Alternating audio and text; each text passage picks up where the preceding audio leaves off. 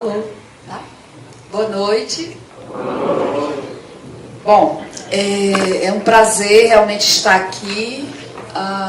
Esse encontro, sexto encontro de filosofia e seu ensino, me deu a oportunidade de voltar para os meus apontamentos.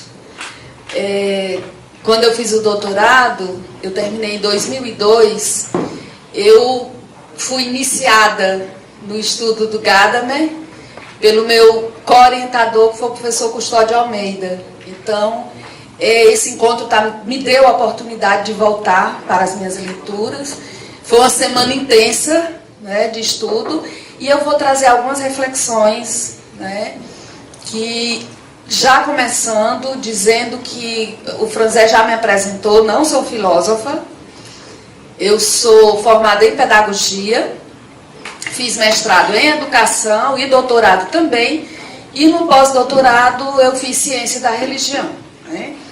Então, já estou dizendo isso para que vocês sejam bastante condescendentes com alguma lacuna, com alguma incoerência, né? Mas que no debate será muito bem-vindo as colocações de vocês. Bom, então eu começo essa conversa. Eu vou colocar a estrutura, né, para vocês terem a visão do todo do que eu vou falar, que aí facilita a compreensão. Primeiro eu vou fazer um preâmbulo, né, para que vocês entendam a origem da questão que me levou a Gadamer e a Paul Ricoeur.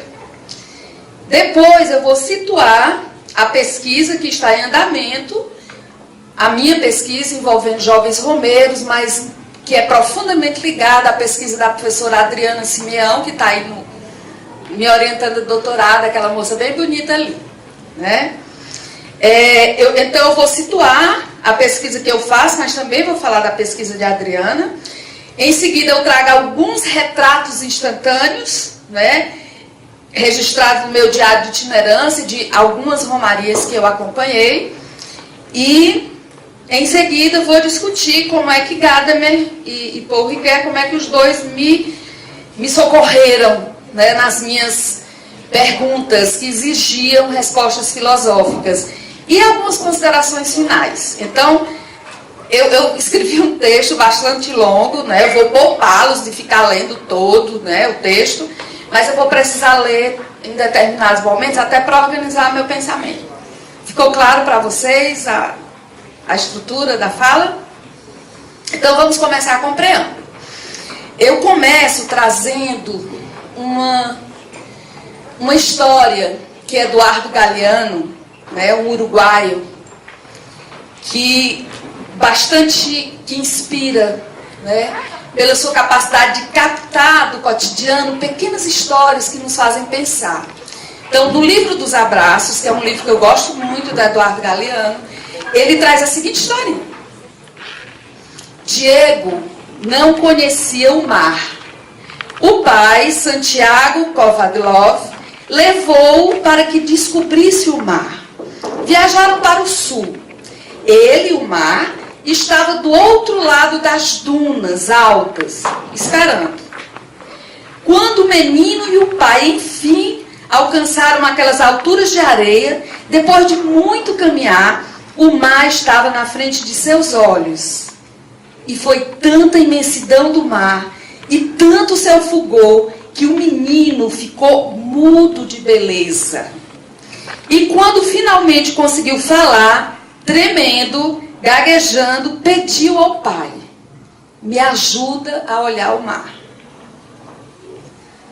Essa história do Eduardo Galeano me fez pensar que, diante da imensidão, do fulgor, da vida, da complexidade das romarias em Juazeiro do Norte, eu fiz o mesmo pedido. Só que eu não pedi ao meu pai, eu pedi ao meu padrinho. Eu pedi: meu padrinho Cícero, me ajude a ver o mar, né? Desculpe, me ajude a olhar para as romarias. Me ajude a olhar para os romeiros, para a experiência religiosa que eles vivem aqui. Porque para mim era muito difícil, né, entender tudo aquilo que estava se dando. Bom, eu vou pedir licença a vocês para brincar, eu gosto de brincar, né? E eu vou dizer o seguinte, cuidado com os pedidos que você faz ao Padre Cis, porque ele atende rápido, né? Se não vejamos a sucessão de acontecimentos que me impeliram, me levaram realmente a olhar para essa romaria, né, e tentar entendê-la, tentar compreendê-la. Bom, em 2007, portanto, há 8 anos atrás, uma professora da Faculdade de Medicina de Juazeiro, chamada Anaí Holanda, passou na seleção de doutorado para estudar as práticas de saúde em romaria. E aí eu tenho o hábito, eu só oriento o trabalho se eu estiver junto, se eu estiver no meio, sentindo e conhecendo o que está acontecendo. Então, apesar de que naquela época eu não conseguia vir muito, mas eu vim algumas vezes, né? E eu posso dizer para vocês que foi profundamente angustiante, né? Foi uma experiência difícil, porque eu não conseguia olhar para a coisa e deixar que a coisa falasse para mim, me interpelasse. Eu estava tão carregada de preconceitos que eu não conseguia ver. Então eu percebi que a questão não era metodológica, né? Eu tenho um certo domínio de pesquisação, de pesquisa participante, de uma série de abordagens metodológicas que me dariam essa possibilidade de olhar. Eu vi que a questão não era essa, né? Isso me inquietava muito. Eu precisava de respostas que, na minha compreensão, só a filosofia me daria, né? Então, continuando, vamos lá. Esse chamamento, vamos dizer assim, os romeiros dizem, né, que Nossa Senhora das Dores chamam para ele vir para cá, e o Padre Cis também. E esse chamamento ele continuou quando a Adriana, né, que eu já me referi, a Adriana também passou no doutorado de educação para estudar o que significa para as mulheres romeiras a participação em um encontro que é coordenado pela irmã Nete, né? Eu não sei se vocês conhecem, a irmã Nete é uma figura espetacular que coordena um encontro chamado Reunião das Três. Então eu vim acompanhar a Adriana para a gente ir conhecendo, né, e fazendo essas primeiras aproximações de sentido. E eu disse, por que não? Eu também não faço uma pesquisa. E aí elaborei um projeto, a Adriana iria trabalhar com as mulheres e eu iria trabalhar com os jovens, né? Porque alguns jovens romeiros participavam daquela reunião, certo? Então, era daqui a pouco eu vou passar algumas imagens dessa reunião das três. E eu quero perguntar se alguém aqui já viu, já foi lá, conhece. Ninguém? Eu já fui. Só o Marcondes, né? Bom, daqui a pouco eu passo. Bem, mas só para vocês entenderem, eu disse que tinha um monte de preconceitos, né, que me cegavam. E eu tinha uma pretensão de aprender a totalidade da romaria, de ter uma aproximação de alma, né, que sabe tornar uma romeira, para que eu pudesse entender, né, o que é que ela sentia. E aí o Gada me baixou minha bola legal, dizendo, ei, preste atenção, nada disso, você não vai conseguir se desfazer dos seus preconceitos, porque eles é que te constituem, eles fazem parte de você. Quando você já estava situada numa família, no modo de falar, no modo de compreender, né? E ele me disse assim, que história é essa também de comunhão de almas? O que precisa é difusão de horizontes. Vixe, eu fiquei tonta, que diabo é isso que esse homem está dizendo, né? Mas eu voltava sempre, e assim, eu digo, talvez vocês não entendam o que é que me impedia, né, de ter esse olhar mais compreensivo e de fato conseguir essa aproximação com os romeiros. Bom, rapidamente, né, eu vou trazer alguns fragmentinhos da minha vida, pessoal, são fragmentos autobiográficos, que vão elucidar um pouco essas minhas dificuldades de olhar para as romarias. Nasci em 1961 no Crato, aqui perto vizinho.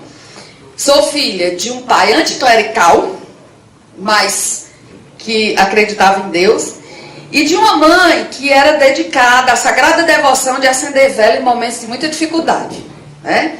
Então, essa ambiência, né, assim, hora de aproximação com esse mundo do sagrado, hora de afastamento do mundo do sagrado, sempre foi uma tônica na minha vida.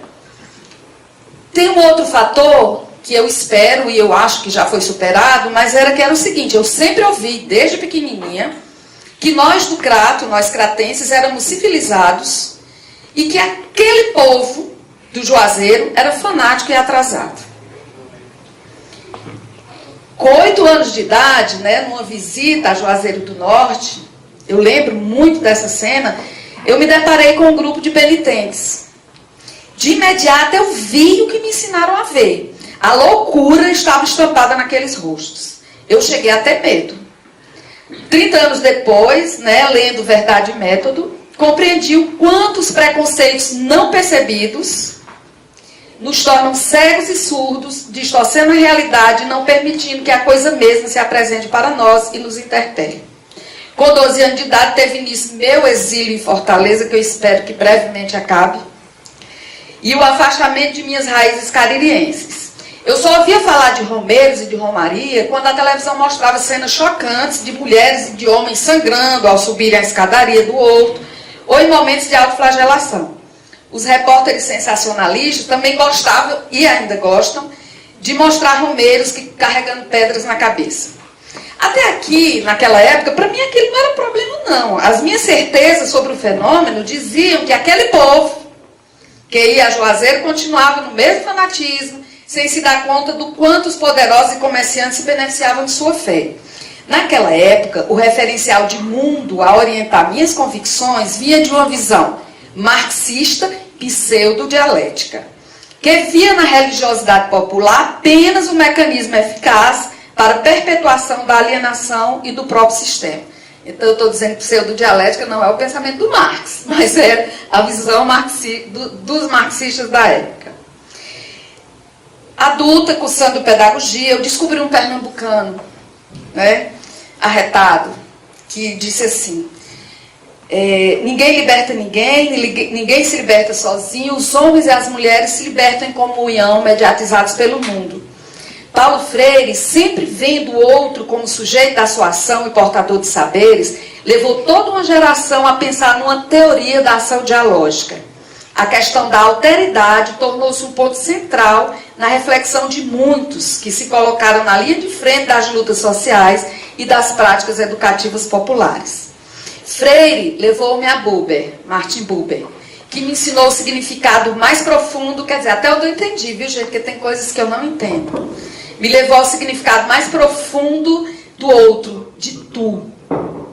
Ao tratar as pessoas como objeto, aquele povo fanático e manipulado, produz-se um fechamento de coração e de mente, onde sequer há um outro, ou seja, um tu. Logo, também não há como falar em um eu, né? Sem esta palavra princípio, eu, tu, não há encontro, não há relação, não há diálogo, não há humanidade, né? Aqui eu não estou me colocando como uma pesquisadora do campo da religião, buscando aportes metodológicos, como eu já falei. As questões que me interrogaram, né, diante das romarias e que exigiam respostas filosóficas eram: é possível compreender a experiência religiosa do outro? É uma grande pergunta que até hoje eu me faço. Se é possível compreender. O que faço com os meus preconceitos? Posso me implicar nessa busca de compreensão, convidando o outro para produzir comigo múltiplas interpretações que caminhem para a construção de sentido sobre o relacionamento com o sagrado?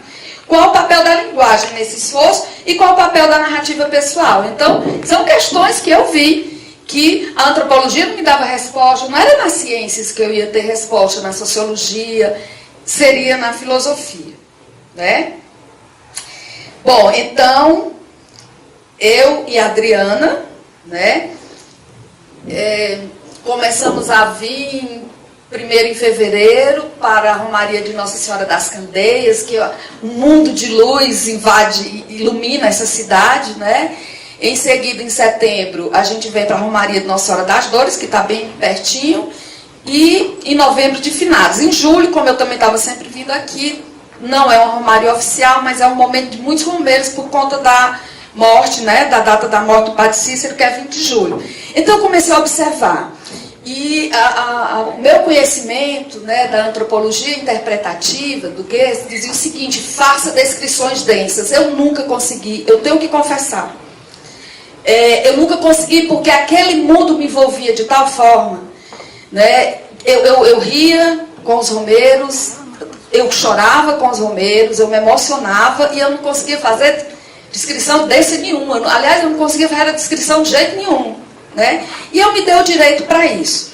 Só que, como eu registrei a minha pesquisa, aí eu digo, não, eu vou ter que registrar de alguma forma. Então eu escolhi uma forma de registro, né, muito interessante, que eu chamo, não só eu, mas quem trabalha com isso, de retratos instantâneos, né?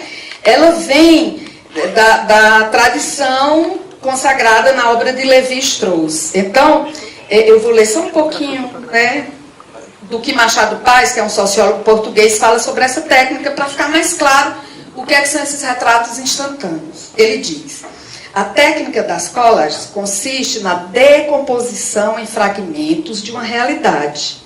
Então, eu tenho uma realidade romaria, eu decomponho em fragmentos, tal como ela nos é dada espontaneamente, né? Esses retratos instantâneos, eles é um bom instrumental de captação pela realidade espontânea para, num momento posterior, combinarmos esses fragmentos de modo a que nossa construção, que uma nova construção possa se extrair todo sentido. Metodologicamente, o objetivo consiste em decompor a realidade para melhor compreender o sentido da totalidade, né? Então, eu comecei em vários momentos da romaria, tinha momentos que a gente acordava 5 da manhã e ficava até morrer de cansada. Nós morremos várias vezes, viu? A Adriana sabe disso, né, Adriana? Mortas de cansada. E aí eu me perguntava, meu Deus, como é que mulheres de 90 anos aguentam este rojão, né? A gente só parava aí. Então eu comecei a fazer esses registros espontâneos, alguns retratos, né, espontâneos. Aí eu vou trazer algumas cenas para vocês perceberem como já o estudo de Gadamer e do Paul Ricoeur, que depois eu vou trazer algumas, né, quais os principais conceitos, né, e que momentos eles contribuíram para essa visão, mas elas já estão presentes aqui, tá? Só que antes dos retratos, eu quero que vocês vejam o todo da reunião das 3, que não é o todo, também é um pedaço, né? É uma imagem instantânea. Então eu vou pedir para a moça da técnica. Mãe de Deus das Candeias, minha mãe como clareio, minha mãe que alegria, bobei aqui seu Jumeiro comemorando o seu dia. Bobei aqui seu Jumeiro comemorando o seu dia.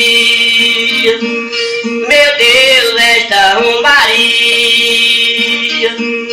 que nós vem cortando areia pra visitar meu padrinho e a mãe de Deus das Candeias. Pra visitar meu padrinho e a mãe de Deus das Candeias. Corre sangue em minhas veias, me chega a excordação quando vejo a grande estátua do Padre Cícero. Quando vejo a grande estátua do Padre Cícero. A reunião das 3 é um evento paralitúrgico organizado pela Pastoral da Romaria, realizado sempre às 3 horas da tarde, nos períodos das principais romarias de Juazeiro do Norte. Romaria de Nossa Senhora das Candeias, Romaria de Nossa Senhora das Dores e Romaria de Finados, caracterizado principalmente pelas ações de acolhida, escuta, assistência e aconselhamento dos romeiros e romeiras que participam da programação institucional da Romaria. A escolha por evidenciar essa reunião se deve ao fato de ser um momento de encontro com finalidade de valorização da experiência de seus participantes através de depoimentos e reflexões. Portanto, a luz que mais alumeia, Nossa Senhora das Dores, a Mãe de Deus das Cameias. Nossa Senhora das Dores, a Mãe de Deus das Cameias.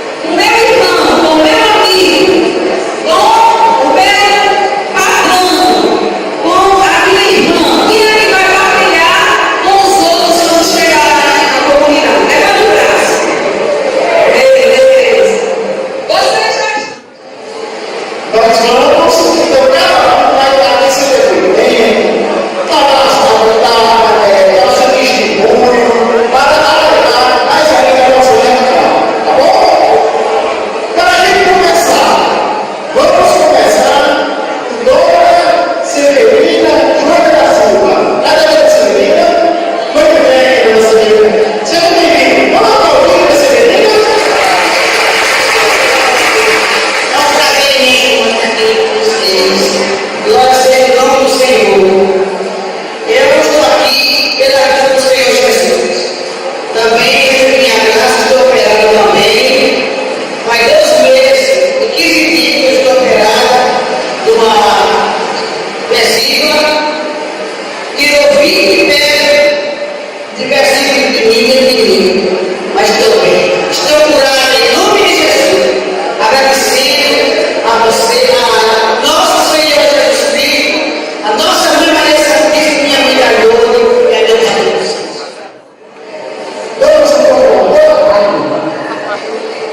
Boa tarde. Gente, eu era a primeira vez que eu conheci vocês. Não conhecia, mas estou gostando muito. Veja bem, eu costumo nadar e o ano passado, nessa época, eu estava em profunda depressão. É uma doença que é pior que qualquer outra, porque é uma doença da alma. Eu não saía do quarto, queria comer. E minha família não sabia mais o que fazer. Médico, todos os médicos, não sei se mais nada aqui. Médico, e nada. Eu não queria mais nada. A vida perdeu sentido. E meu irmão estava aqui na festa da Nossa Senhora da Assembleia, e eu dei para ele. Reze comigo, eu estou muito mal. Aí, na hora que ele estava aqui, ele disse que no ano passado, nessa época, eu estava em relíquias de Mangunce, ali na frente, vocês que vieram devem lembrar, né?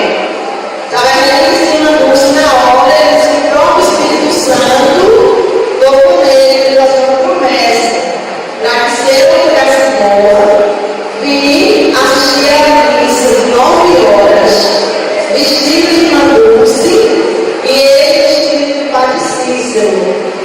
E assim nós fizemos. E hoje eu ia jogando essa história. Glória a Deus, a intercessão de Mangunce e Padre Cícero. Boa tarde, meus irmãos, minha irmã. Eu sou de Natal, do Rio Grande do Norte. Sou meu Padre Cícero e minha mãe é Lourdes. Eu vim dar um depoimento, mas eu estou muito emocionada e não posso descobrir uma pessoa para mim um pouco. Passei a sentir uma função muito grande dentro de mim, pois havia esclarecido a notícia da doença, apresentando o início de depressão. No entanto, a partir deste momento, comecei a lutar contra a doença. Fiz 4 cirurgias e, na última, o médico reservou o livro da UTI e fez-me assinar uma autorização para receber transfusão de sangue, pois era uma cirurgia delicada. Mas aconteceu nada. Eu senti que minha Mãe Santíssima estava comigo por todo bem na minha cirurgia. Não precisou de UTI. Eu quero dizer para o nosso irmão que nós somos sempre felizes quando a gente dança. Quando nós estamos aqui na casa da Mãe das Dores e nunca a gente vai esquecer, nunca a gente esquece, porque aqui é o lugar do Padre Cícero e é o lugar da Mãe das Dores e é o lugar do rodeio da Mãe de Deus. Então, por isso que vai esquecer. Nunca. Eu saí da muito alegre, feliz. O motorista que veio com nós, o motorista de primeira viagem. Aí eu disse, não, Jesus, eu vou mostrar. Aí eu vou uma músicazinha pra ele. Você vai conseguir.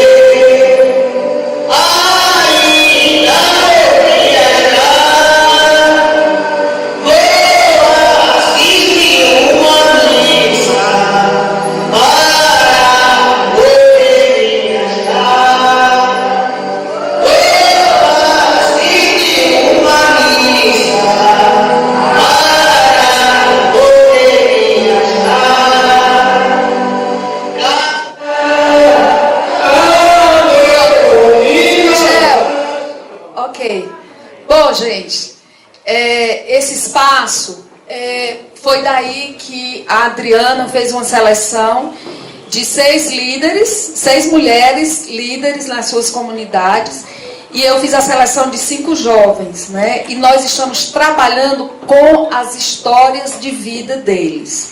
Então, aqueles retratos instantâneos que eu estava falando para vocês, nós vamos registrando à medida que a gente vai conversando com o Romeiro, vai ouvindo, e são muitos momentos, né? Porque cada momento é um aprendizado. Eu vou trazer só algumas cenas, né? Desses retratos instantâneos, além dos que vocês já viram, né? Tem uma cena maravilhosa que foi assim: eu estava saindo da Basílica de Nossa Senhora das Dores às 12 horas, no pingo da meio-dia, como dizem os sertanejos. Uma romeira aparentando uns 80 anos, era uma senhora idosa, vestida de preto, mas sem o característico chapéu de palha. Ela vinha cantarolando bendito, com um ar de felicidade que contagiava, né? Era um sol escaldante, ela de preto, né? Sem chapéu, e eu morrendo, né? Na época eu tinha 52 anos, foi há 2 anos atrás. Eu morrendo, eu já tinha dito, eu não tenho mais idade para pesquisar em Romaria, eu vou deixar isso para os jovens. E aí eu cheguei àquela alegria contagiante da romeira e eu perguntei: por que tanta alegria? E ela respondeu: está aqui no Juazeiro, nessa romaria, é Mermim que está no céu. E eu nem vejo o tempo passar, eu nem se lembro de casa. 2 anos depois, numa outra romaria, um jovem de 19 anos lançava o mesmo olhar deslumbrado para a igreja do Socorro e irradiava a mesma alegria que a senhora anterior. Me aproximei e indaguei porque ele estava tão encantado. Ele respondeu: com essas igrejas lindas. Aí eu imaginei. Ele vinha de uma cidadezinha da zona rural, como muitos, né? E lá só existiam algumas capelinhas, então por isso que ele está tão deslumbrado.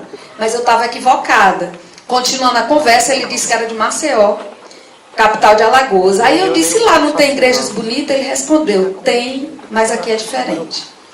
Então, essas 2 cenas me fizeram pensar. O tempo vivido em Romaria não é marcado cronologicamente. A espacialidade é reconstituída a partir da crença compartilhada que Juazeiro é um lugar sagrado, é o meio do mundo. A construção de uma identidade romeira se dá nas interações, nos deslocamentos, na fala e na partilha. A paisagem que olhamos nos transforma e nos leva a olhá-la de outra forma. Franco Ferrarotti, um sociólogo italiano que trabalha com as histórias de vida, ele diz o seguinte: as paisagens não são paisagens, mas lugares da alma, paisagens interiores reconstituídas. Então essa foi uma reflexão, né, a partir dessas falas. Uma outra foi muito bacana isso. O professor Zé Carlos, se eu não me engano, ele é do Instituto Federal, né, Tecnológico. Ele era secretário de Romaria e ele estava organizando todo o material para mandar para o Vaticano, né, para pedir como é que a gente diz, reabilitação do Padre Cícero, né? E aí foi um entra e sai de caixa, um entra e sai de coisas. Aí uma romeira olhou assim e disse: meu filho, e para que é isso mesmo? Aí ele respondeu: é para mandar para o Santo Padre, para provar que nosso Padre Cícero é santo. Aí a senhora olhou para ele com uma cara de dó e usou uma expressão popular assim: e o pobrezinho ainda não sabe disso. Aí, numa outra romaria, eu estava indo para o Santo Sepulcro e perguntei, fiquei num grupo de romeiro e perguntei para ele, no momento, para provocá-lo, né, positivamente, eu disse: será que o Padre Cícero é santo mesmo? Ele olhou para mim, olhou para mim muito sério e me respondeu com outra pergunta: e nosso Senhor Jesus Cristo ia pedir para ele cuidar de nós se ele não fosse santo? Reflexão: a verdade sobre a santidade do Padre Cícero não está no reconhecimento da Igreja Católica, Apostólica Romana, apesar dos romeiros também desejarem isso. A santidade do Padinha é uma construção sedimentada geração a geração, que não pode ser explicada apenas, ou principalmente, por menção ao homem histórico, apesar de que o homem histórico tem coisas fantásticas que a gente vai descobrir depois, se aprofundando na biografia dele, mas pela compreensão do homem mitológico, né, criado nas narrativas dos romeiros e transmitidas nas relações intergeracionais. Nessa reunião das três, existem famílias que vêm o bisavô, o avô, a mãe, a filha e a outra. Então são inúmeras gerações e todos ouvindo aquelas histórias e perpetuando essa história. O padre é santo, sim, né? O romeiro não é aquele ser irracional que a gente representava dessa forma, né? Eu estava numa conversa na casa da irmã Nete, que é a pessoa que criou essa reunião das três, é uma líder fantástica. Ela tem uma capacidade de comunicação. Ela não estava nesse dia da gravação porque ela tinha feito uma cirurgia. Por isso que uma romeira diz, eu também fiz uma cirurgia, né? Eles estavam todos rezando por ela, mostrando assim um amor muito grande por ela. E nós estávamos conversando. Eu, a irmã Nete e a Adriana, e tinha duas romeiras. Uma que faz músicas, eles estão gravando CDs, né? CDs autorais, tá? Com benditos. E uma outra que é uma líder comunitária. Essas duas, elas participam da pesquisa da Adriana. E aí, nós três, né, naquela conversa de intelectuais, fazendo uma crítica ao modo como a Globo estava mostrando os romeiros naquela romaria de novo. Já veio de novo com essa história de mostrar romeiro carregando pedra. Aí, a cantora e a autora ficou calada. Tem momentos assim que o silêncio dela diz muita coisa, né? A outra, mais tagarela, disse assim, olha que interessante, ela olhou para nós três, ela sentiu no fundo da nossa fala que era, eu vejo assim, viu, Adriana, pode ser que você não veja, mas eu senti que ela disse, vocês estão me tratando como objeto, eu sou gente, me escutem, né? E a romeira disse assim, né? Ela disse, eu não me envergonho de dizer que já carreguei pedra na cabeça. Mas só eu sei o alívio que senti quando entreguei aquela pedra nos pés do meu padrinho e disse, toma, fica com essa dor, fica com esse sofrimento que eu não quero mais isso para mim. Silêncio sepulcral. Aquela sertaneja, agricultora, mulher, líder comunitária, dava um banho de sabedoria naquelas intelectuais. Eu me senti assim. E eu tenho aprendido muito com elas. E aí o que foi que aquela romeira disse? Né? Ela disse, pronunciando a sua palavra autêntica, como dizia Paulo Freire, sem querer parecer o que não é, como diz Buber, né? Mas voltando-se reflexivamente, ou seja, para si mesmo, ela disse, há um julgamento negativo na fala de vocês. Ei, antes de expressar uma opinião sobre as atitudes dos romeiros, nos ouçam. Senti que, sem ter consciência de nossos preconceitos, nós estávamos pronunciando uma palavra negadora dessa relação autenticamente dialógica, né? Daí ela ter se sentido objeto. Lembrei do quanto, e aí é uma coisa interessante, né? As minhas amigas de classe média alta vão caminhar, vão fazer o caminho de Santiago, sofrem que só 30 dias, ou no gelo ou no sol escaldante, porque o gelo o calor da Espanha é pior do que o juazeiro no dia de romaria de Nossa Senhora das Dores, né? Mas todo mundo acha lindo, fantástico, espetacular. É altamente valorizado, afinal é uma pessoa de classe média, né?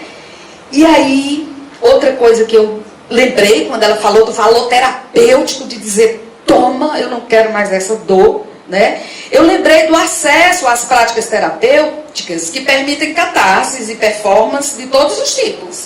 Xamânicas, junguianas, marxista não, desculpe, né? Psicanalítica, marxista não deixa de ser, né?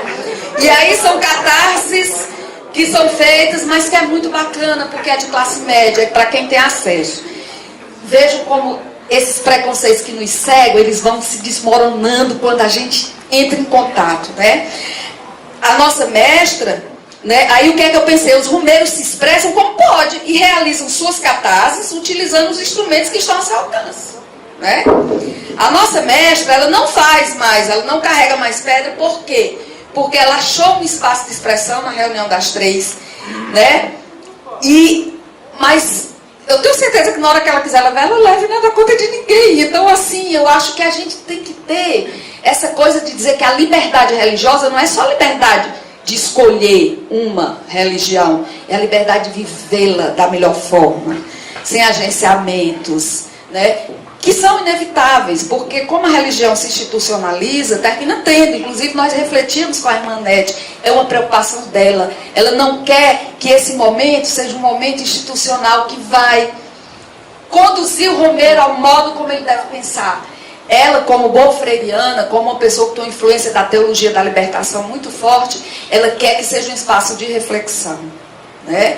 E na Romaria tem esse espaço, que é um espaço libertador, mas tem também outros espaços de doutrinamento que a gente começa a ficar preocupado, né? Mas não é nosso objeto de estudo.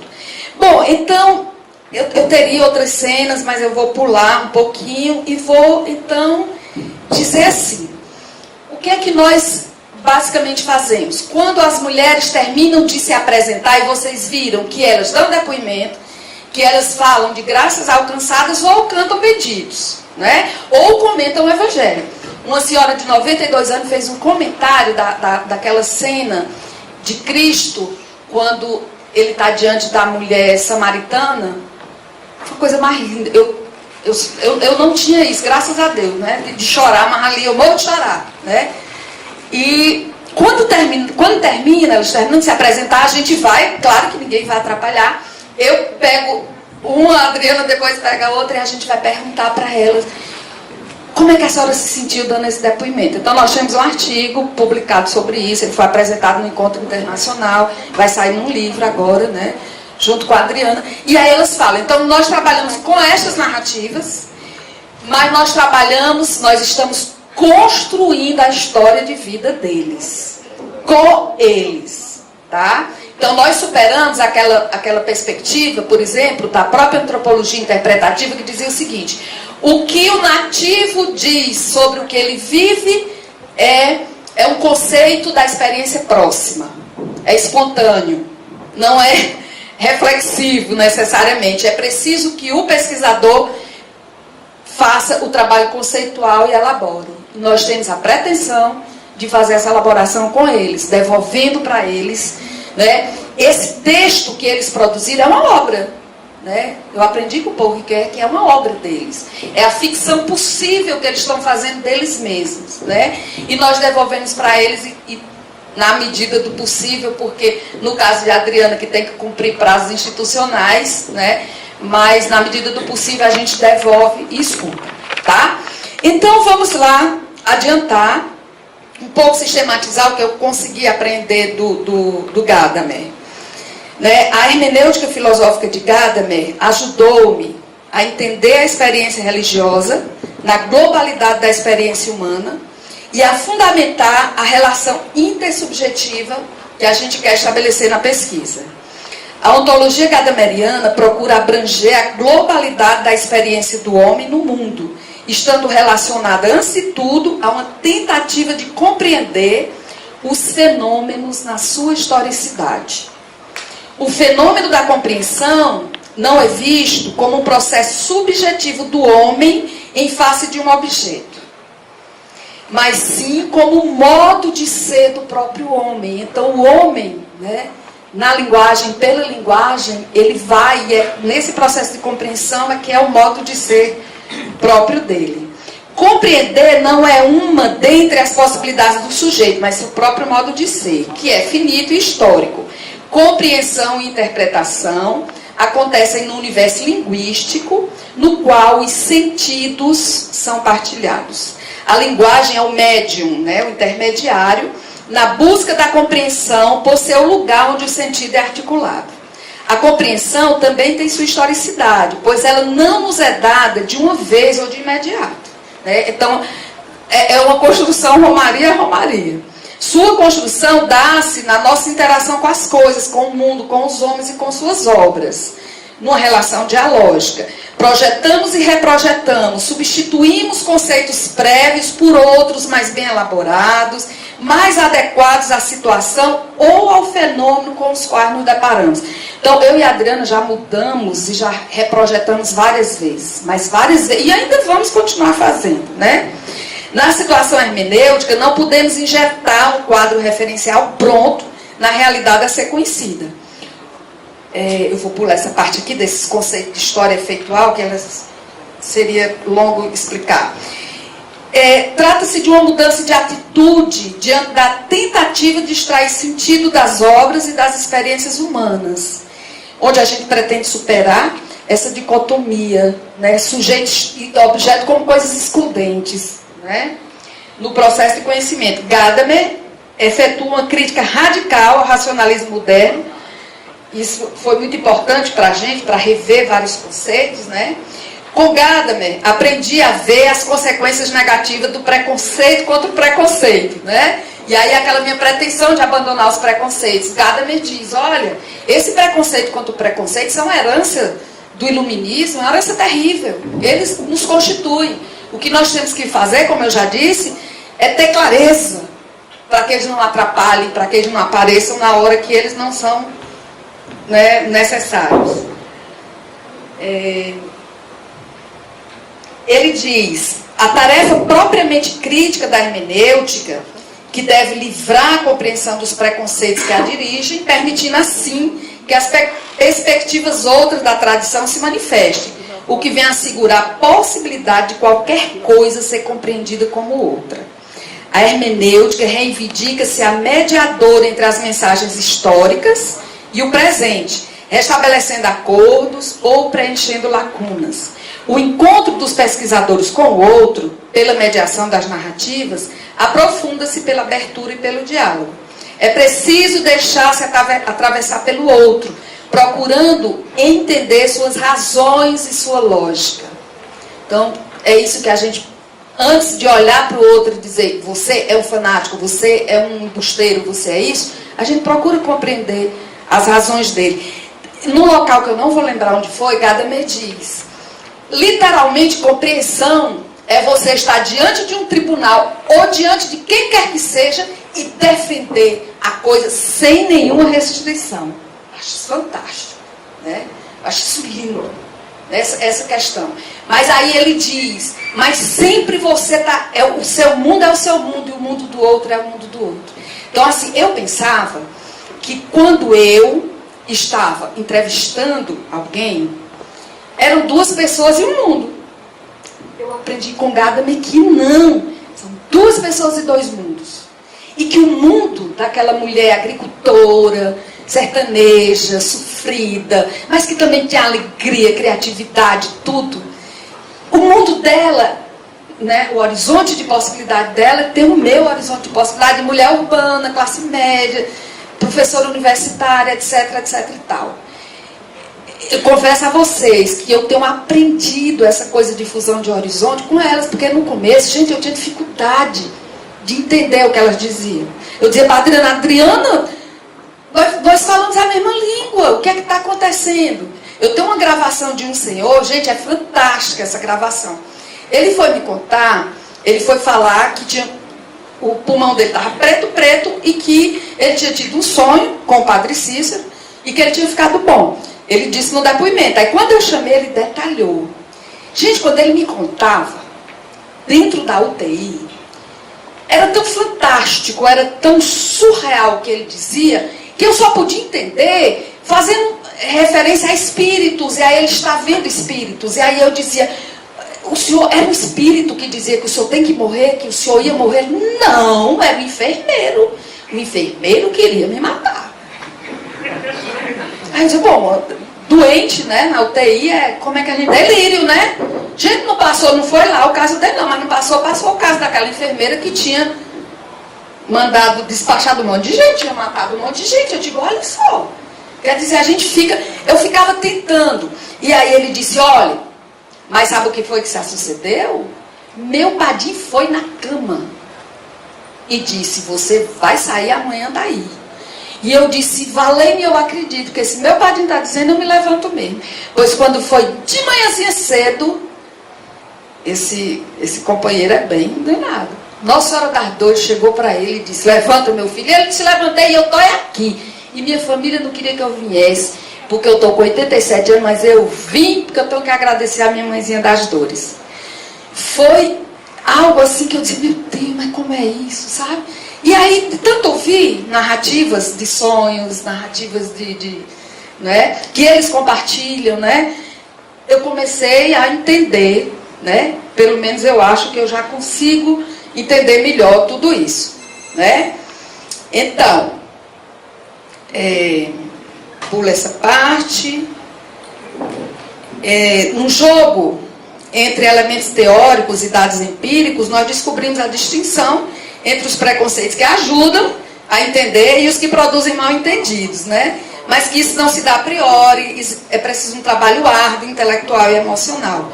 No contato com as narrativas já dos jovens, né, e na elaboração desses retratos instantâneos, eu experimento desequilíbrios cognitivos e afetivos à medida que esses preconceitos também vão se mostrando. Eu começo a ver esses meus preconceitos, né? As falas interpelam, um jogo de familiaridade e de estranhamento. Assim, nós vamos descobrindo inúmeras possibilidades de interpretação e vamos refazendo perguntas. E é nisso que Gadamer tem me ajudado, né?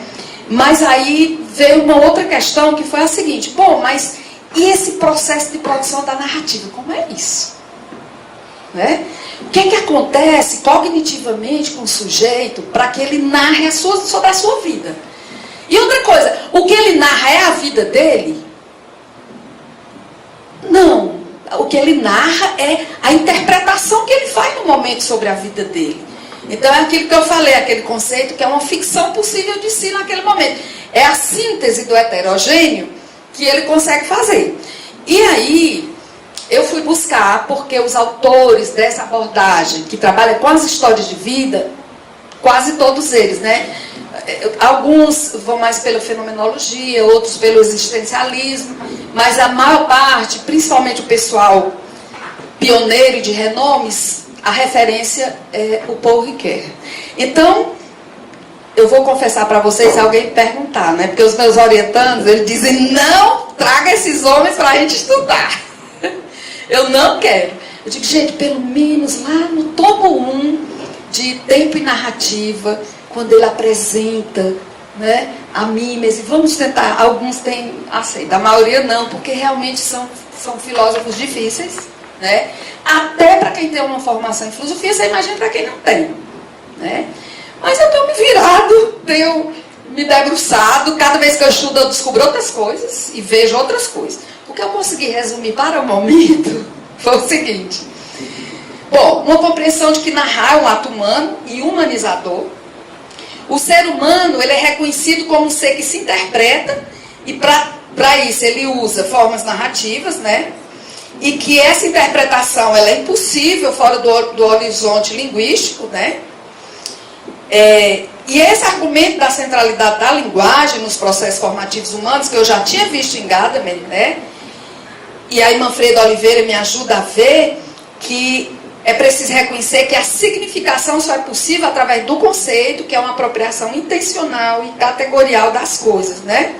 Então isso nos levou ao Paul Ricoeur, e ele é uma referência recorrente, e com ele existe a tentativa de compreensão da experiência religiosa, que exige que consideremos o ser humano na sua multidimensionalidade como um ser de linguagem, né?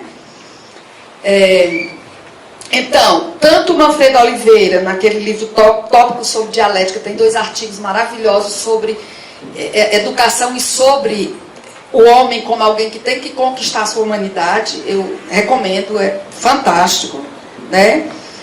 E tanto o Manfredo Oliveira quanto o Paulo Freire, né, vão trazer essa discussão da incompletude e do inacabamento humano. E aí, por conta de tudo isso, o homem precisa produzir sua história, ela não está dada. Olha que fantástico, né? Nós precisamos produzir nossa história.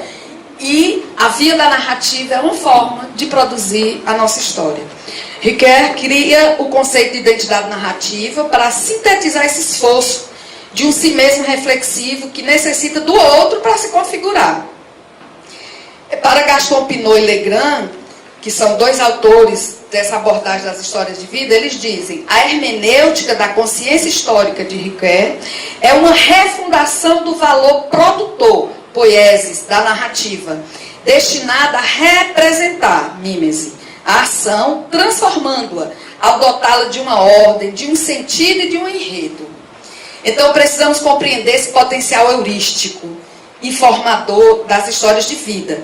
Então nós vamos ver nesse autor francês em que é que ele nos ajuda? Fundamentalmente 4 coisas. A entender as condições de possibilidade para uma compreensão cada vez mais profunda de totalidade sobre a constituição do si mesmo. Tem um livro dele, o Si Mesmo como Outro, que é um livro que eu ainda não tive condições de me debruçar sobre ele, uma tarefa para o futuro.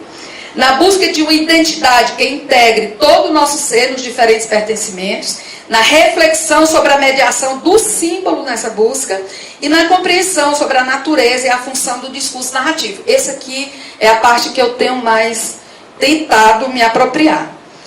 A experiência religiosa, que é narrada pelos romeiros nas atividades que nós mostramos, né, e na entrevista narrativa que nós fazemos, né, nós vemos que eles vão produzindo uma obra e que essa obra ela vai ser transformada num texto, que esse texto precisa ser lido por eles e por nós. E aí é onde vem a história da tríplice mímese, né? E aí, para entender, claro, que só tem pessoal que estuda isso, mas para a gente entender, então, de onde é que Paul Ricoeur tira a história de mímese? É do Aristóteles, na Poética, né? Então, mímese não é igual a mimetismo, repetir sempre o modelo. Mímese diz respeito à recreação, diz respeito, não é, a essa capacidade de produzir algo novo e algo diferente. É o Ricoeur que diz, abre aspas, a prática da narrativa, escrita e leitura, constitui uma experiência de pensamento que exercita o sujeito na prática de habitar mundos estrangeiros. E comporta uma provocação para ser e agir de outra maneira. Olha que interessante. Quer dizer, é o outro de mim mesmo. Esse mundo estrangeiro é o que eu ainda não conheço de mim e que eu preciso, não é, trazer. E assim, antes eu pensava que isso era uma coisa tipo uma revelação. Não, é uma construção. É trabalhando também com os significados de cada momento, de cada pessoa que foi importante na sua vida, do livro que você leu, da formação que você teve, do sofrimento que você passou. Isso vai fazendo você, né, produzir essa sua história. Em Tempo e Narrativa, Ricoeur apresenta sua hipótese básica. O tempo torna-se humano na medida em que está articulado de modo narrativo. E a narrativa alcança sua significação plenária quando se torna uma condição da existência temporal. Eu passei 1 ano para entender isso aqui. Mas é a tese básica dele. E aí a gente vai para a tríplice mímese para entender como é que esse tempo torna-se humano na medida em que ele é articulado narrativamente. E ele vai trazer isso essa discussão de tempo das Confissões de Santo Agostinho, né? Então, assim, quando eu ouvi isso, que para ele elaborar todo o pensamento dele, ele foi nas Confissões de Santo Agostinho, foi na Poética, aí eu digo, então, para facilitar, porque não está entendendo muito bem, fui lá nas Confissões, li as Confissões, fui lá na Poética, eu não vi nada. Não vi nada. Eu digo, Jesus, de onde é que esse homem tirou isso? Né? Tem que voltar para ele mesmo. Eu fui na Livraria Cultura semana passada, aí vi uma coleção lá. Filosofia para apressadinhos. Mas, rapaz, o pessoal faz tudo para ganhar dinheiro. Não existe filosofia para apressadinhos. Tem que enfrentar os autores na dificuldade, né, que lhe é própria. Então, vamos tentar entender, né, esta tríplice mímese, né? Então ele diz o seguinte, que o empreendimento se propõe a ser mediação entre experiência humana temporal e narrativa. Narrativa histórica de narrativa ficcional. Eu só vou fazer isso no tomo 2 e 3, né? É um negócio sério. Aí, num primeiro momento, ele vai fazer essa discussão de uma maneira geral. E ele diz assim, pela mediação da narrativa, dá-se a passagem de uma experiência temporal humana efetivamente vivida para a consciência histórica, né? Então, é preciso ter esse trabalho para a consciência da existência histórica. Nas suas palavras, vamos para o próprio. É tarefa da hermenêutica reconstruir o conjunto das operações pelas quais uma obra se destaca do fundo opaco do viver, do agir e do sofrer, para ser dada por um autor a um leitor que a recebe e assim muda seu agir. Eu digo de novo, olha aqui a questão ética, né? Quer dizer, ao narrar, eu estou construindo minha história, mas isso vai me remeter para uma outra coisa, um outro modo de viver. Então, vê um aspecto ético aqui importante que a gente vê, por exemplo, em todo o trabalho de história de vida que a gente faz, o que é que a pessoa faz? Com a cabeça de hoje, com o mundo de hoje, ela olha retrospectivamente para o passado e diz, olha, aconteceu isso comigo, é enunciação, né? Aí a gente provoca e diz, e o que é que isso fez contigo? Aí ele interpreta, ele começa a interrelacionar para que ele se refigure e para que ele possa ter projetos e se transforme, para que ele saia, né, daquilo ali. Então, a tríplice mímese, ele mostra isso daí. Ao narrar, o sujeito integra eventos isolados numa totalidade inteligível e faz a síntese do heterogêneo, entre concordância e discordância. E aí vem a coisa do Riquet, quando ele diz assim, a configuração narrativa, que é o momento 2, a mímese 2, refigura, mímese 3, a experiência que estava prefigurada. Vixe Maria, o que é essa experiência prefigurada? É toda a tradição que você tem, é tudo, é a primeira compreensão, é a compreensão geral que você tem. Ninguém narra sem ter já, como é que eu diria, uma visão desse geral, dessa pré-compreensão. Só que precisa passar por um tratamento. E aí, isso não é linear, né? Ele vai mostrar o tempo todo que esse processo de configuração, refiguração e prefiguração está o tempo todo na narrativa, por isso que é muito complicado trabalhar com história de vida, né? Fazer a história de vida com o valor científico, né, que ela pode ter. Então, esse momento de refiguração, o sujeito se coloca diante da obra dele, né, do que ele foi capaz de produzir, e agora ele não é mais um narrador, ele é um leitor, e ele está se colocando diante disso daí, né? Bom, estou terminando. Vamos agora para as considerações finais. Eu engoli foi muita coisa aqui do povo quer, viu? Mas eu espero, deu para entender mais ou menos? Deu para comunicar um pouco como é que o que é que acontece com esse sujeito que narra e a importância dessa narrativa. Meu objetivo é esse, né? Então, o que é que nós fazemos produzindo essa história de vida com ele e analisando essa história de vida? Nós interpretamos uma interpretação que ele já fez. Porque ao narrar já existe um nível interpretativo, ainda que ele seja, né, inicial, seja uma pré-compreensão, mas já existe. Então a gente vai interpretar a interpretação do outro. Compreender e interpretar a narrativa do outro é um exercício de alteridade que nos transforma como seres humanos.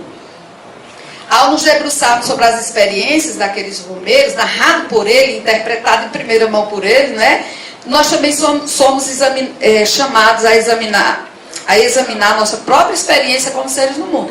Então, assim, eu e a Adriana, hoje, nós dizemos tranquilamente que somos romeiras, né, Adriana? Nós não somos romeira igual a Dona Quitéria, mas nós somos romeiras. Ou seja, estar em romaria nessa espacialidade, nesse tempo, né, aprendendo com o outro e vivendo esse ambiente mágico, né, que você precisa estar preparado para vê-lo, senão você se diz, é aquele povo de Juazeiro, como muita gente de Juazeiro faz, como muita gente do Crato faz, né? Então você vai deixando fora. Os romeiros e romeiras, eles têm nos interpelado, né, nos tiram da zona de conforto e eles expõem nossas limitações, né? No autêntico exercício de alteridade, eu tenho descoberto no outro sua dignidade de pessoa, portadora de direito, não apenas de escolher uma religião, mas de vivê-la autenticamente. Com eles tenho aprendido o sentido maior de fé, e de resistência. Eles não são coitadinhos, eles não podem ser vistos como excluídos do usufruto de bens materiais e sociais e culturais, que existe tutela, que é um risco que eu tenho percebido na Romaria, grupos religiosos que querem tutelar o romeiro, né? A gente tem visto demais e cada vez tem aumentado mais, né? Bom, eu comecei com Eduardo Galeano, eu quero terminar com Cecília Meirelles. No Cântico 26, Cecília diz uma coisa linda. O que tu viste amargo, doloroso, o que tu viste breve, o que tu viste inútil, foi o que viram teus olhos humanos, esquecidos, enganados. No momento da tua renúncia, estende sobre a vida os teus olhos e tu verás o que vias, mas tu verás melhor. Que momento da renúncia é esse? Será que Cecília só está falando do momento que a gente morre, falece, desencarna, sai do corpo? É esse momento? Algumas pessoas interpretam assim. Pode até ser, né? Não vou... Mas o que eu vejo que nós precisamos renunciar é dessa postura autoritária, de olhar para o outro como coisa. Nós precisamos renunciar. Encerro com a clareza de que a pergunta sobre as condições de possibilidade para compreender a experiência religiosa do outro continua aberta. Não temos o conhecimento imediato e direto nem de nós mesmos, sobretudo quando se trata da nossa relação com o sagrado. Teresa d'Ávila, num dos livros delas, que os livros delas são autobiográficos, mas no livro da vida, Teresa disse: o meu confessor me obrigou a escrever essa autobiografia. Isso tem sido um tormento para mim, porque eu sou incapaz de dizer o que eu sinto. No momento, por exemplo, de que ela está comungando, no momento que ela, nos momentos de êxtase, não sei dizer, né? E no livro todo, aí ela diz, né? Mas ela diz: eu não estou conseguindo dizer. Então leiam. Olha, eu acho que quem tem interesse no campo da religião tem que ler o livro da vida, mais Castelo Interior e Moradas, né, de Teresa d'Ávila, porque Teresa vai nos mostrar, eu sou íntima, né, Teresa? Ela vai nos mostrar essa dificuldade de expressar. Então, quando se trata do campo do sagrado, tudo é extremamente delicado. Eu não sei o que é que o Dr. Hegel diz sobre isso, mas você vai falar depois, né? Bom, o Buber, ele diz que quando nós nos colocamos numa relação com o sagrado, nós estamos nos colocando numa relação com o tu eterno. Esta experiência com o sagrado, sentir-se misteriosamente parte viva do cosmos, não seria a chave para nos entendermos no mundo como copartícipe de uma grande aventura a exigir acolhimento e partilha? Renunciando às ilusões, né, que Cecília nos convidou, academicista, pelo menos algumas, talvez não todas, e aos dogmas religiosos que eu procuro vir renunciando, né? Tenho aprendido a ver os romeiros e as romeiras. Tenho o primeiro passo, o resto, nosso bom Deus providencia com a intermediação de meu padrinho. Obrigada.